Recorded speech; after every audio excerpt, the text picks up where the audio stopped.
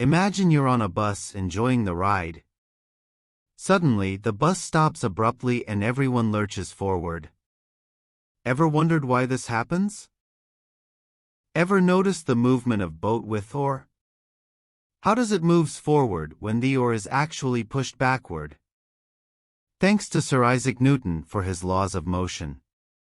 In this video, we are going to learn about the Newton's laws of motion and why it's important to know them. Welcome to Mr. Smart Engineering. Subscribe and support us to provide more contents like this to you. Imagine a car moving with luggages on its roof. When the car stops suddenly, the luggage on the roof doesn't stop immediately.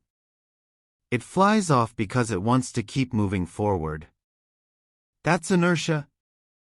Inertia is nothing but the inability of an object to change its state, whether it is at rest or in motion. And Newton's first law's motion talks about inertia. Newton's first law, or the law of inertia, states that object at rest will stay at rest, and an object in motion will stay in motion at a constant velocity unless acted upon by an external force. In simpler terms, things like to keep doing what they're already doing. This is the reason why people's on ride lurches forward when the bus suddenly stops. This is because of inertia.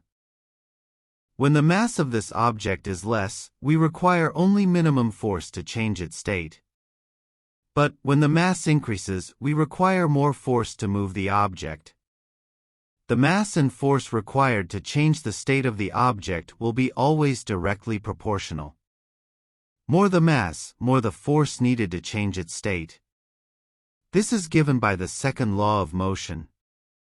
Newton's second law states that the acceleration of an object is directly proportional to the force acting on it, and inversely proportional to its mass. This means the more massive an object is, the more force you need to change its motion. That's the reason why it is harder to stop the loaded truck suddenly than a car. The truck has more mass, so it requires more force to stop compared to the lighter car. This is why a truck takes longer to stop than a car. Let's now understand how the boat with oar actually moves and see. When oars are dipped into the water and pulled back, they are exerting a force on the water. This is called the action force. The water, in turn, exerts an equal and opposite force on the oars, pushing the boat forward. This is called the reaction force. This action and reaction force is responsible for the movement of boat. Newton's third law states that for every action force, there is an equal and opposite reaction force. This is why, when a batsman hits a fast cricket ball, the ball flies off quickly with minimum effort. Because the action of the bat hitting the ball creates an equal and opposite reaction.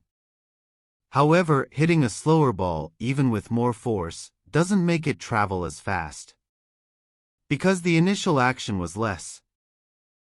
So there you have it, Newton's three laws of motion. Let us check your understanding in Newton's laws of motion. Assume an object with mass of 10 kilograms.